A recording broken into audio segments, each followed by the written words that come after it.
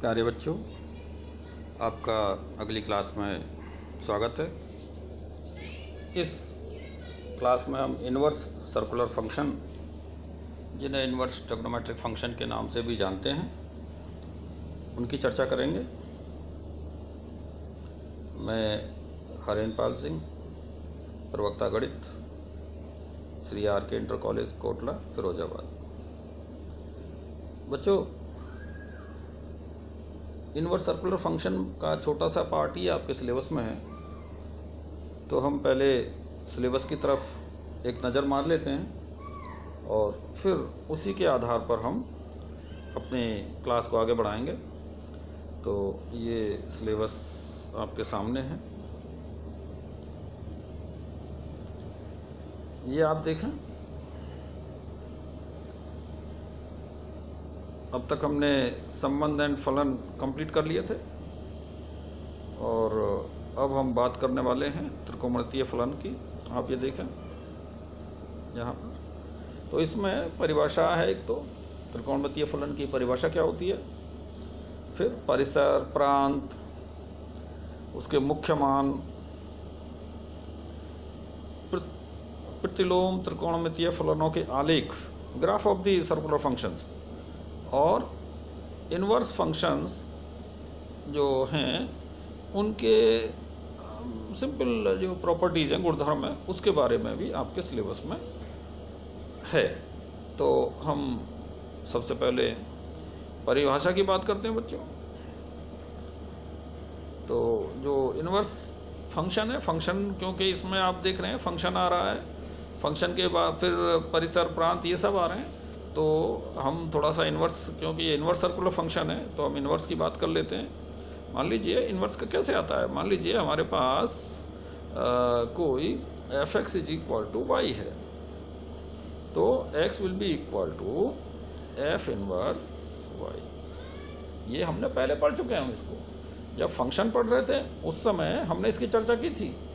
अगर हम इस तरह से नहीं है तो और एक हमारे पास रास्ता है। मान लीजिए हमारे पास में ये दो सेट हैं a और b, और कोई फंक्शन f है यहाँ से, और वो कनेक्ट है मान लीजिए इधर से, यहाँ कोई एलिमेंट से कनेक्ट है। तो ये मान लीजिए यहाँ पर 1 2 3 कोई एलिमेंट है, यहाँ पर a b c ऐसे कोई एलिमेंट है। तो जब इधर से हम देख रहे हैं तो f फंक्शन है, लेकिन अगर हम इधर से इसको कनेक्ट करने की कोशिश करेंगे तो वो फंक्शन को f इन्वर्स बोला जाएगा। तो यही सेम परिभाषा इस पर भी लागू होने वाली है, लेकिन यहाँ पर ट्रिग्नोमेट्रिक फंक्शंस हैं। और वो फंक्शन किस तरह से हैं, वो फंक्शन कुछ इस तरह से हैं, जैसे मान लीजिए sine 30 degree is equal to 1/2। ये आप सब जानते हैं, sine 30 degree is equal to 1/2 है। तो 30 degree will be equal to sine inverse 1/2। आप देख रहे हैं ये एक साइन को हम, जैसे हम f यूज़ कर रहे थे, इस तरह से यहाँ पर साइन फंक्शन है ये। तो ये इसकी परिभाषा हो जाएगी। परिभाषा का विस्तृत रूप अगर हम देखें तो हम ये कहेंगे, यदि if sine x is equal to y, this implies x is equal to sine inverse y। तो ये इनवर्स फंक्शन की परिभाषा होगी बच्चों। तो परिभाषा आपको देखने में इजी तो है, लेकिन जब हम आगे बढ़ेंगे तो हमें और भी चीज़ों की इसमें ज़रूरत पड़ने वाली है। तो वो पॉइंट्स हालांकि आप सब जानते हैं, तभी 11th पास करके यहाँ तक आए हैं, फिर भी हम उसको थोड़ा सा ब्रशअप कर लेते हैं, क्योंकि ये हमारे काम की चीज़ें हैं। तो आप कौन नहीं जानता एक समकोण 90 अंश का होता है, सब जानते हैं, फिर भी डिस्कस कर लेते हैं। तो 1 डिग्री कितने, 60 मिनट्स, और 1 मिनट किसके बराबर होता है बच्चों, 60 सेकेंड। तो ये थोड़ा सा आपको पता होना चाहिए। और आप ये भी जानते होंगे कि हमारे पास एंगल नापने के लिए कम से कम 2 रास्ते तो हैं ही हैं, वैसे और भी हैं, लेकिन एक जो हमारे चलन में है वो एक रास्ता तो बिल्कुल ये है कि हम जो यहाँ से अगर कोण को नापना शुरू करें, इस तरह से मान लीजिए ऐसे कोण को नापना शुरू करें यहाँ से, तो ये कोण ऐसे बढ़ता जाए ऊपर, और हम एक पूरा राउंड लगा दें, तो ये 360 भागों में उसको बांट दिया जाए, तो वो 360 डिग्री बोलते हैं, और इसमें फिर इसी हिसाब से इसको हम एक एक पार्ट्स को तोड़ तोड़ के उसको एक एक डिग्री बता देते हैं, और इस तरह से इसके अंदर जो ये आएगा ये 90 डिग्री आ जाएगा, और जब ये सीधा लाइन बन जाएगी तो ये यहाँ से यहाँ तक 180 डिग्री आ जाएगा। इसी तरह से जब हम इसको भी कनेक्ट करते हैं और यहाँ तक आ जाते हैं तो ये 270 डिग्री, और फिर पूरा चक्कर हो जाएगा तो 360 डिग्री। तो ये आप इससे अच्छी तरह से वाकिफ़ हैं, ये कोण किस तरह से नापे जाते हैं, तो इसको मुझे ज़्यादा इसमें जोड़ देने की आवश्यकता नहीं है। लेकिन रेडियन है, हालांकि 11th में आपने अवश्य पढ़ा होगा। रेडियन की परिभाषा बच्चों कुछ इस तरह से है कि मान लीजिए ये आपका कोई वृत्त है और इसकी कोई त्रिज्या r है, ये केंद्र है इसका, और हम r त्रिज्या के बराबर ही ये चाप ले लें और उसको यहाँ जोड़ दें, तो ये जो कोण बनेगा ये 1 रेडियन का बनेगा। ये रेडियन की परिभाषा है बच्चों। और इस तरह से जब हम इसको आगे बढ़ाते हैं तो ये पूरा का पूरा पाई रेडियन, एक स्ट्रेट लाइन में पाई रेडियन बन जाता है। ये पाई कौन है बच्चों? यस, पाई आप जानते हैं, अप्रॉक्सीमेट वैल्यू इसकी 22/7 होती है। एग्जैक्ट वैल्यू नहीं होती, लेकिन अप्रॉक्सीमेट वैल्यू पाई की 22/7 होती है। तो इस तरह से जब आधा चाप हमारे वृत्त का, आधा वृत्त हम पूरा कर ले, आधा वृत्त का जो एंगल जब बन जाता है केंद्र के ऊपर तो वो पाई बनता है, और जब हम पूरा वृत्त कंप्लीट कर लेते हैं तो वो 2 पाई केंद्र के ऊपर कोण बन जाता है। और इसमें छोटी छोटी सी एक बात है कि अंश को रेडियन में कैसे बदलना है, रेडियन को अंश में कैसे बदलना है, तो इसके लिए आप यहाँ थोड़ा सा ध्यान दें। ये देख रहे हैं आप, रेडियन को अंश में परिवर्तित करने के लिए क्या करना चाहिए बच्चों? हमें 180/पाई से गुणा कर देना चाहिए। और इसी तरह से यदि हम अंश को रेडियन में बदलना चाहते हैं तो पाई/180 अंश से उसमें गुणा कर देना चाहिए। ये आपने 11th में खूब अच्छी तरह से पढ़ा होगा, लेकिन क्योंकि हमें यहाँ आवश्यकता है इसलिए हम इसको कवर कर रहे हैं। और एक छोटा सा रेडी रेकॉर्डर मैं आपको दे रहा हूँ। जो 0 डिग्री है वो 0 के बराबर रेडियन में होगा, लेकिन जो 30 डिग्री है वो पाई/6 बोला जाएगा। ऐसे ही 45 डिग्री को पाई/4 बोला जाएगा। कैसे बच्चों? अभी हमने फॉर्मूला देखा है, 45 डिग्री है जैसे, अब मैं इसको रेडियन में बदलना चाहता हूँ, तो रेडियन में बदलने के लिए क्या करना पड़ेगा? पाई/180 डिग्री। और जब आप इसको सॉल्व करोगे तो आप देखेंगे कि ये पाई/4 के बराबर आ जाएगा। तो इसी तरह से आप 60 डिग्री को कवर करेंगे। 60 डिग्री इज इक्वल टू पाई/3, 75 डिग्री, 90 डिग्री, और इस तरह से आप 135 डिग्री, 3 पाई/4 एंड 150 डिग्री 5 पाई/6, इस तरह से ये आ जाएंगे। तो इसको आप चैप्टर का पार्ट ना माने, लेकिन इसकी जानकारी आपको अवश्य होनी चाहिए बच्चों। ये भी आपने पढ़ा होगा कि जो फर्स्ट क्वाड्रेंट में कौन कौन कम पॉजिटिव होते हैं, कौन कौन नेगेटिव होते हैं, जो निष्पत्तियाँ होती हैं, तो इसमें वही लिखा गया है। आप थोड़ा सा इसको चाहें तो नोट कर सकते हैं, नहीं तो आप जानते ही होंगे। और इसको सिंपल तरीका यही होता है कि ये हम इसको 4/4, ये 4 है, ये फर्स्ट क्वाड्रेंट, ये सेकंड क्वाड्रेंट, फिर थर्ड क्वाड्रेंट, फोर्थ क्वाड्रेंट, इस तरह से 4 भाग होते हैं। इसमें 4/4 होते हैं। इसमें सभी निष्पत्तियाँ साइन, कॉस, टेन, सेक, कोसेक, कॉट, ये सब पॉजिटिव होती हैं। और सेकंड क्वाड्रेंट में केवल साइन पॉजिटिव होता है, या फिर साइन का जो इन्वर्स है, साइन का जो उल्टा है, कौन? कोसेक। तो ये जो साइन का उल्टा कोसेक है वो पॉजिटिव रहेगा। और टेन में जो थर्ड है उसमें टेन पॉजिटिव रहता है एंड कॉट पॉजिटिव रहता है, और बचा हुआ फोर्थ क्वाड्रेंट में कॉस पॉजिटिव रहता है। तो यही चीज़ यहाँ पर टेबल के रूप में लिखी है, आप चाहें तो नोट कर लें, नहीं तो ये सब बच्चे जानते हैं किस तरह से कौन पॉजिटिव रहता है। यहाँ पर आपने 10th में अच्छी तरह से पढ़ा होगा। ये टेबल है।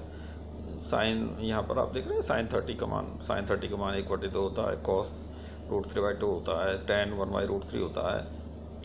इसी तरह से tan 45 1 होता है, cot 45 1 होता है।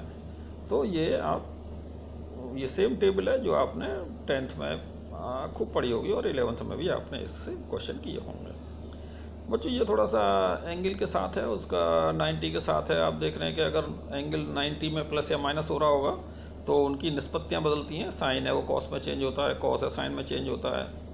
और ये जो इसके जो चिन्ह हैं वो बदलते जाते हैं। किस हिसाब से? वो उस हिसाब से बदलते हैं जो अभी हमने पहली टेबल देखी है, जिसमें हमने चतुर्थांश में देखा था। फर्स्ट में सभी पॉजिटिव है, सेकंड में साइन पॉजिटिव है, बाकी नेगेटिव होते हैं। तो उसी हिसाब से इनके ये बदलते हैं। ये आपने 10th में खूब पढ़े होंगे, इसकी हमें आवश्यकता पड़ेगी बच्चों। और थोड़ा सा इधर भी ध्यान दीजिए, अगर एंगल नेगेटिव है तो साइन के, अगर मान लीजिए इसका मतलब ये है, जैसे मान लीजिए साइन माइनस थीटा दे रखा है तो इसका मतलब है माइनस साइन थीटा, ऐसे लिखा जा सकता है ये जो लिखा हुआ है। लेकिन अगर कॉस में दे रखा है तो कॉस प्लस का रहता है, यहाँ देख रहे हैं आप। ये ऐसे ही टेन में माइनस का रहेगा, कॉट भी माइनस का आ जाएगा, सेक प्लस का रहेगा और कोसेक माइनस का। तो ये माइनस का एंगल का मतलब क्या होता है बच्चों? माइनस का एंगल का मतलब ये होता है, यदि हम ऐसे एंटी क्लॉकवाइज अगर मेजरमेंट करेंगे एंगल का तो वो पॉजिटिव है, और क्लॉकवाइज मेजरमेंट करेंगे एंगल का तो वो नेगेटिव है। तो जब हम -30 डिग्री एंगल की बात करते हैं तो वो हम इधर की तरफ नाप रहे होते हैं। ये -30 डिग्री है। आप देख रहे हैं कि जो नेगेटिव एंगल है वो चौथे चतुर्थांश में जाएगा। चौथे चतुर्थांश में कौन पॉजिटिव होता है? केवल कॉस, बाकी सब नेगेटिव है। तो वही यहाँ पर दिखाई भी दे रहा है हमें, केवल कॉस पॉजिटिव है, बाकी टेन, कॉट और कोसेक ये सब नेगेटिव है। और ये सेक क्योंकि कॉस का ही उल्टा होता है इसलिए ये नेगेटिव है, ये पॉजिटिव है। तो ये सब आपको इसकी जानकारी होनी चाहिए बच्चों।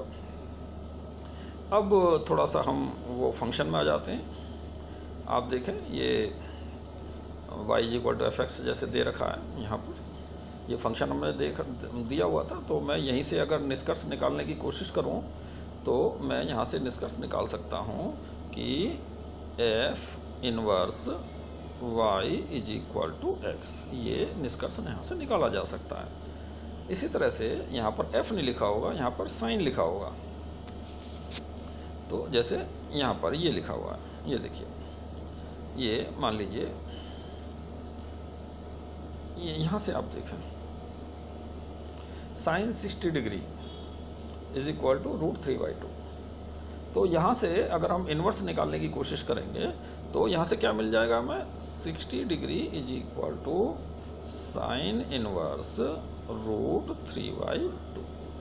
ये इन्वर्स, इस तरह से इन्वर्स का परिभाषा के अनुसार इस तरह से है। लेकिन क्योंकि हम यहाँ पर एंगल को डिग्री में नहीं लेते हैं तो हम करते क्या है बच्चों, ये इसको 60 डिग्री नहीं लिखेंगे। क्या लिखेंगे 60 डिग्री की जगह? हम लिखेंगे इसको π/3। तो इस तरह से हम इन्वर्स फंक्शन पढ़ेंगे। अच्छा बच्चों, आप ये जानते होंगे कि कोई फंक्शन को इन्वर्स कब किया जा सकता है? क्या कोई मैनी वन फंक्शन इन्वर्स हो सकता है? देखते हैं। देखिए जैसे हमने इसको करने की कोशिश की है, ये यहाँ पर ये जो f(x) कोई फंक्शन था, हमने उसको sin x लिया है। तो हम यहाँ पर इस तरह से लिख रहे हैं कि sin 0 = 0। जैसे हम f0 = 0 लिखते थे, ऐसे यहाँ पर sin 0 कौन है? एंगल है। और इसी तरह दूसरा हमने लिखा है sin π/3 = √3/2। तो ये इस तरह से ये कनेक्ट होते चलेंगे, यहाँ कनेक्ट होते चलेंगे ये, और इस तरह से ये हमारा जो मैपिंग है वहीं पर हम आ जाएंगे जो हमने पिछली क्लासों में पढ़ा है। तो यहाँ पर हम देख रहे हैं कि ये चलते रहेंगे, लेकिन जब तक एंगल -π/2 से लेकर +π/2 के बीच में रहेंगे तब तक कोई प्रॉब्लम नहीं है, तब तक तो मैपिंग 1-1 रहेगी। लेकिन अगर हम इन सीमाओं को तोड़ते हैं, जैसे हमने सीमा तोड़ी है कहाँ, ये एंगल, ये थोड़ा सा गलत लिख दिया है, -3 नहीं है, ये -5π/6 है। और ये माइनस का भी नहीं है, ये प्लस का π/6 है। तो इसको थोड़ा करेक्ट कर लीजिए आप। ये जो ये लिखा हुआ है ये माइनस का 3π/6, 3π/6 का मतलब क्या है? π/2 है। तो वो लिखने का उद्देश्य नहीं है, π/2 तो ऊपर लिखा ही है, ये लिखा है। ये जो लिखा हुआ है ये, इसको मैं फिर से करेक्ट कर देता हूँ। ये जो लिखा है ये थोड़ा सा गलत लिखा है, ये है 5π/6 मतलब 150 डिग्री ये लिखा है। तो हम ये इसको केवल लिखने का उद्देश्य ये है कि मैं ये दिखाना चाहता हूँ, ये π/6 लिखा है नीचे और दूसरा जो है वो 5π/6 लिखा है। लेकिन अगर मैं इनके आगे साइन लगा दूँ दोनों के आगे तो इनका मान 1/2 होता है दोनों का ही, अर्थात साइन π/6 और जो साइन 5π/6 हैं इनके जो मान 1/2 हैं वो 1/2 से ये जो साइन फंक्शन जब हम लेंगे तो ये जो दिया हुआ है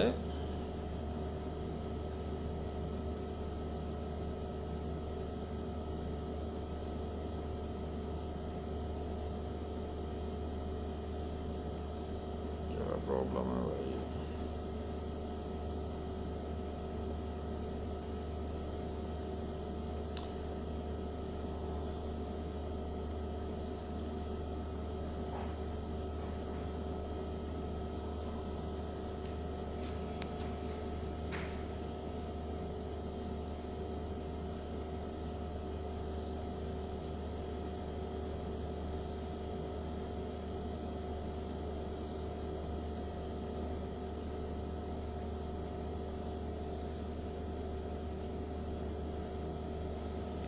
हाँ, तो बात आगे बढ़ाते हैं बच्चों। ये जो फंक्शन है ये 5π/6 और π/2 ये दोनों जो मान हैं ये दोनों वैल्यूज़ कहाँ कनेक्ट होती हैं, ये दोनों कनेक्ट होती हैं 1/2 के पास जाके, और इस तरह से ये फंक्शन किस तरह का बन जाता है, मैनी वन फंक्शन। तो मैनी वन का अगर मैं इन्वर्स लूँगा तो वो इन्वर्स नहीं लिया जा सकता उसका। क्यों नहीं लिया जा सकता है, क्योंकि जब इन्वर्स लेंगे हम तो वो इधर से जाएंगे और ये डोमेन बनेगा। डोमेन में कोई भी ऐसा एलिमेंट नहीं हो सकता जो किसी को डोमेन के किसी दो एलिमेंट से संपर्क में रहे, ये दो एलिमेंट नहीं। तो इसलिए हम ये कहते हैं कि जो फंक्शन 1 1 एंड ऑन टू होगा वही फंक्शन इन्वर्टिबल भी है। तो इसके लिए हमें अच्छी तरह से ये समझ लेना चाहिए कि हमारे पास डोमेन कौन होना चाहिए, कोडोमेन कौन होना चाहिए। तो जब इन्वर्स फंक्शन है वो इधर से आएगा तो उसका जो कोडोमेन है वो -π/2 से लेके +π/2 तक के एंगल होने चाहिए, और यहाँ पर जो डोमेन के एलिमेंट हैं वो -1 से लेके +1 तक होने चाहिए। बच्चों अब ये सभी सर्कुलर फंक्शंस के बारे में सत्य नहीं है, ये केवल साइन और कॉस के जो फंक्शन है उसमें तो ठीक है ये, क्योंकि कॉस की वैल्यू भी -1 से लेके +1 तक हो सकती है और साइन की भी -1 से +1 तक होती है, उससे ज़्यादा नहीं हो सकती। लेकिन यही बात tan के संबंध में सत्य नहीं है। tan की वैल्यू तो -∞ से लेकर +∞ तक जाती है। तो इसलिए इनके जो range domain and codomain domain and range है परास है वो अलग अलग होंगे। तो आप उनको थोड़ा नोट कर लें इसी हिसाब से जो मैंने अभी बताया है। ये जो साइन अगर फंक्शन है y = साइन इनवर्स कोई फंक्शन है तो उसका जो डोमेन होगा वो -1 से +1 के बीच में होगा और -1 और +1 भी उसमें शामिल होंगे। मीन्स ये एक क्लोज इंटरवल रहेगा, क्लोज इंटरवल।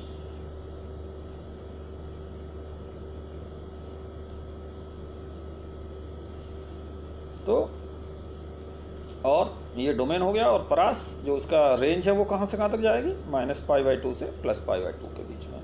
और यही इसी के बीच में ही जो वैल्यूज़ आएंगी वो ही मुख्य मान माने जाएंगे। मुख्य मान की परिभाषा ये है जो न्यूमेरिकली सबसे मिनिमम मान हो एंगल का, वो इन्वर्स फंक्शन का मुख्य मान कहा जाएगा। क्योंकि मुख्य मान भी आपके सिलेबस में है इसलिए यहीं पर मैं उसकी चर्चा कर रहा हूँ। अब आप देखेंगे आगे इसी तरह से आप जब कॉस इन्वर्स की बात करेंगे, जो कॉस फंक्शन है कॉस इन्वर्स में जो आएगा उसकी भी जो डोमेन रहेगा -1 और +1 के बीच में रहेगा, लेकिन जो उसका परिसर है वो 0 से π के बीच में रहेगा। अब आप tan के बारे में आ जाइए, -∞ से +∞, और -π/2 से +π/2 के बीच में इसका जो परिसर है वो रहेगा। और cot इनवर्स भी माइनस, ये देखें आप cot इनवर्स, और ये जो परिसर है वो आप देख लें थोड़ा सा। ये जो sec इनवर्स है, sec इनवर्स में आप देख रहे हैं कि वो उसका मान 1 से बड़ा होगा और या फिर -1 से छोटा होगा। कहने का मतलब ये है कि इसका मान कभी भी -1 और +1 के बीच में नहीं रहेगा। वो प्रॉब्लम ये है बच्चों कि हम ये जानते हैं कि जो जब sec की बात करते हैं हम, तो ये sec जो होता है वो sec x is equal to 1/cos x होता है। अगर मान लीजिए cos x का मान मैंने 0 ले लिया, मान लीजिए 1/0 ले लिया, तो इसका मतलब cos x is equal to 0। ये कब 0 होता है बच्चों? cos x का मान 0 कब होता है? जब x का मान when x is equal to π/2 रहता है, तब अब वो अगर 1/0 हो गया तो इसका मतलब इन्फिनिटी हो गया। अब ये इन्फिनिटी है, ये हम कहते ज़रूर है इन्फिनिटी, लेकिन इसका कोई अर्थ नहीं होता है। तो इसीलिए ये केवल जो एग्जिस्ट करेगा वो सब जगह एग्जिस्ट करेगा, केवल -1 और +1 के बीच को छोड़कर। इसी तरह से जो इसका जो वैल्यू आएगी वो 0 से लेके पाई के बीच में आएगी। कौन सी वैल्यू? परिसर, जो रेंज आएगा, जो मुख्य मान आएगा। और आप इसी तरह से कोसेक इनवर्स, ये साइन का उल्टा होता है। तो ये आप ये देख रहे हैं, ये भी सेम कंडीशन में है, और परिसर जो इसका है वो भी सेम है। आप ये देखेंगे कि जो डोमेन है वो साइन और कॉस का डोमेन एक जैसा है, और यहाँ पर सेक एंड कोसेक का भी डोमेन एक जैसा है। और इनके जो मीन जो उनके रेंज है वो ज़रूर अलग अलग है। तो वो आप देखें, कोसेक की -π/2 से +π/2 जो साइन की है वही इसकी भी है। और यहाँ पर आप देख लें जो कॉस की है वही मेन जो मुख्य मान है वही यहाँ से लिया जाएगा, जो रेंज है, जो परिसर है। तो ये आपको थोड़ा सा ध्यान रखना है कि जो मुख्य मान हैं वो सबके अलग अलग होंगे, डोमेन भी अलग अलग होंगे। तो सब में एक जैसा रूल नहीं लगाना है। जो 6 ट्रिग्नोमेट्रिक फंक्शंस हैं उन्हीं के हिसाब से हमें मुख्य मान की गणना करनी है। ये क्वेश्चंस आपको मिलेंगे ज़रूर बच्चों। अब हम थोड़ा सा कोशिश करते हैं इनका ग्राफ बनाने की। तो ग्राफ, अगर आपको कोई समीकरण दी होती है, आपने ग्राफ तो खूब बनाए हैं। मान लीजिए मैं आपसे कह देता हूँ कि y is equal to x + 5, इसका ग्राफ बनाइए। तो आप कैसे ग्राफ बनाते हैं? आपने 10th में खूब बनाए होंगे।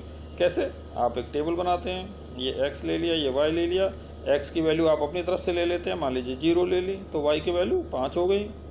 मान लीजिए x की वैल्यू आपने 1 ले ली, y की वैल्यू 6 हो गई। इस तरह से आप वैल्यूज़ लेते जाते हैं और यहाँ पर आपको ये जो पॉइंट है वो मिलते जाते हैं, x पॉइंट, y पॉइंट, इस तरह से जो कोऑर्डिनेट हैं, जो x, y है वो आपको मिलते जाते हैं और आप उनको प्लॉट करके ग्राफ बना देते हैं। यही काम हम यहाँ भी करने वाले हैं। तो यहाँ पर आप देखेंगे कि जो अगर y = sin इनवर्स x हमारे पास कोई फंक्शन है, तो यहाँ पर आप देखेंगे कि जो उसका प्रांत है वो -1 से लेकर +1 तक, अभी हमने डिस्कस किया था पिछले में। यहाँ पर यही तो है डोमेन, मतलब प्रांत, हिंदी में प्रांत बोलते हैं। तो -1 से +1 तक जाएगा, और जो कोडोमेन जो रेंज है, मुख्य मान है, वो -π/2 से लेकर +π/2 तक जाएगा। तो यही इसको लेकर ही हम ग्राफ बनाएंगे। तो हम यहाँ पर किस तरह से बच्चों, इस तरह से लिखेंगे कि sin inverse -1 will be equal to -π/2। तो ये एक कोऑर्डिनेट हो गया, ये x कोऑर्डिनेट हो गया, ये y कोऑर्डिनेट हो गया। अगर हम टेबल बनाना शुरू करेंगे तो यहाँ पर -1 लिख देंगे, ये x हो गया, ये y हो गया, और यहाँ पर -π/2। ऐसे ही फिर और एक आगे ले लेंगे, मान लीजिए -1/2 ले लेते हैं हम। तो यहाँ पर कितना आ जाएगा? -π/6 6। ऐसे टेबल फिर 0 ले लेंगे अगले उसमें, तो यहाँ पर 0, यहाँ पर 0, ऐसे ही मिल जाएंगे। फिर प्लस वाले लेने शुरू कर देंगे, तो ये हमारे पास 6-7 पॉइंट इस तरह से मिल जाएंगे। और जब हम ग्राफ बनाएंगे बच्चों, तो ग्राफ कुछ इस तरह से हमें दिखाई देगा। आप देख रहे हैं, जब नेगेटिव हमने लिया था तो माइनस, जब हमने π/2 लिया तो ये नेगेटिव -1 पॉइंट मिला, और जब हमने π/6 मतलब 30 डिग्री लिया, 30 का मतलब है यहाँ से इधर, यहाँ पर देख रहे हैं ये 90 डिग्री है, यहाँ 30 होगा, यहाँ 60 होगा या 90 होगा, ऐसे होगा। अगर हमने 30 लिया तो यहाँ पर कोई ना कोई पॉइंट आएगा जो आधा होगा इसका, जैसे यहाँ से यहाँ तक -1 है तो ये यहाँ पर आधा होगा, तो एक पॉइंट हमें यहाँ मिल जाएगा। तो इस तरह से 0 मिलेगा। तो इस तरह से हम जब इसको प्लॉट कर लेंगे और जब पॉजिटिव डायरेक्शन लेंगे तो ये यहाँ तक ऐसे जाएगा। इसके बीच में ही हमें लेना है, क्यों? क्योंकि हमें जो डोमेन है वो -1 से लेके +1 तक ही हमें पॉइंट लेने हैं, वहीं से लेने हैं बस। जो क्योंकि हमने ये डिसाइड कर लिया है कि अगर ये फंक्शन को इन्वर्स फंक्शन बनना है तो डोमेन को -1 और +1 के बीच तक ही सीमित रहना चाहिए। तो ये बच्चों इस तरह से ये ग्राफ है। इसी प्रकार हम कॉस के लिए भी बनाएंगे। तो कॉस का फंक्शन इस तरह से रहेगा कुछ, इसके लिए भी -1 से +1 के बीच में रहेगा। लेकिन इसमें आप थोड़ा सा ये देखेंगे कि यदि ये -1 हमने ले लिया, यहाँ पर कॉस की जगह कॉस इनवर्स -1 लिख दिया, तो y का मान कितना आएगा बच्चों? y का मान आएगा पाई, आएगा कि नहीं? क्योंकि cos पाई = -1। इसी तरह से अगर मैं -1 से थोड़ा सा और आगे बढ़ूँ, मान लीजिए मैं 30 डिग्री ले लेता हूँ, ये x की जगह मैं मान लीजिए 30 डिग्री ले लेता हूँ, या π/6 ले लेता हूँ, तो उत्तर कितना आएगा? y कितना आ जाएगा? √3/2। इसी तरह से और 2-3 पॉइंट ले लेंगे। तो हम ये देख रहे हैं जैसे जैसे -1 तो सबसे छोटा मान है, ये जो x का मान है सबसे छोटा है। जैसे जैसे हम x का मान बढ़ाएंगे, आप देखेंगे कि जो y की वैल्यू है वो कम होती चलेगी। तो किस तरह से ग्राफ बनेगा बच्चों? यहाँ हम देख रहे हैं, देखिए यहाँ पर यहाँ पर जो x का मान है वो -1 है, सबसे कम है। तो लेकिन हम देख रहे हैं कि y की वैल्यू उच्चतम है। लेकिन हम जब थोड़ा सा नीचे आएंगे, मान लीजिए हमने ये ऐसे है, मान लीजिए ये 30 डिग्री है, यहाँ पर ये 60 डिग्री है, ये 90 डिग्री है। 90 तो नहीं है क्योंकि ये पाई है, तो थोड़ा सा गड़बड़ है, इसको थोड़ा ठीक करते हैं हम। ये 0 डिग्री एंगल है और यहाँ से हम ऊपर चल रहे हैं और ये एंगल π/2 है, क्योंकि π/2 जो cos π/2 cos 90 होता है वो वैल्यू 0 होती है वहाँ पर। और जैसे जैसे π/2 से ऊपर बढ़ेंगे तो cos का मान नेगेटिव होता है, क्योंकि वो दूसरे चतुर्थांश में आ जाता है। तो यहाँ पर हम यहाँ से शुरू करते हैं बच्चों। cos 0 का मतलब 1 मैक्सिमम, तो 1 पॉइंट मिल गया। और यहाँ पर ये मैं π/6 ले लेता हूँ, यहाँ पर ये 30 डिग्री ये वाला, तो 30 डिग्री का मतलब √3/2। और इसको मैं थोड़ा सा और बढ़ाता हूँ, इसको ले लेता हूँ π/3, मतलब 60 डिग्री। 60 डिग्री है तो 1/2 हो जाएगा ये, यहाँ पर ये 1/2। इस तरह से ये ग्राफ ऐसे चलेगा, ऐसे करके ये। तो ये आप ग्राफ इसको ड्रॉ कर सकते हैं, क्योंकि आपके सिलेबस में हालांकि कभी किसी एग्ज़ाम में पूछा नहीं गया, लेकिन आपको इसके बारे में जानकारी होनी चाहिए। इसी प्रकार हम tan के बारे में बात करते हैं बच्चों। तो इसका जो प्रांत है वो -∞ से +∞, और जो परिसर है वो -π/2 से π/2 तक। आप यहाँ देख रहे हैं कि -π/2 इसको -∞ तक ले जाएगा। अगर यहाँ -π/2 एंगल रहेगा तो ये -∞ तक जाएगा, और जैसे जैसे एंगल बढ़ेगा ऐसे ऐसे माइनस से थोड़ा सा आएगा, 0 पे आएगा तो ये 0 हो जाएगा, और यहाँ पर π/4 पे जाएगा तो 1 हो जाएगा, और फिर π/2 तक जाते जाते इन्फिनिटी हो जाएगा ये। तो इस तरह से इनके ग्राफ बनते हैं बच्चों। और उसके जो उल्टे जो साइन कॉस टेन को हमने जिक्र कर लिया, इसी तरह से आप कोसेक सेक एंड कॉट उनकी चर्चा आप खुद कर सकते हैं, उनके ग्राफ आप कोशिश करें बनाने की। इसमें हमारा जो मेन एम है वो मुख्य मान के ऊपर आएगा, क्योंकि इसका क्वेश्चन अवश्य ही एक आध क्वेश्चन इसका परीक्षा में आता है।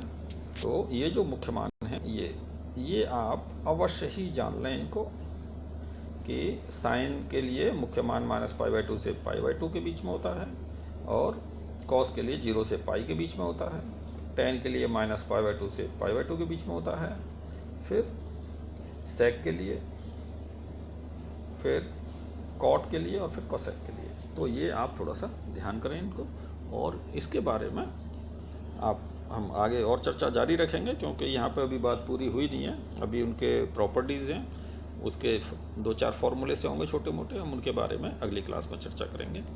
आज इतना ही बच्चों, आशा है बात समझ में आई होगी।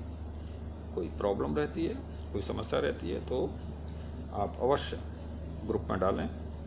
इससे हमें ये पता लगता है कि आप भी इंटरेस्ट ले रहे हैं, और कुछ पढ़ाई लिखाई में आपका भी इंटरेस्ट है, ताकि आप क्लास ज्वाइन कर रहे हैं, इससे हमें ये पता लगता है। Thank you.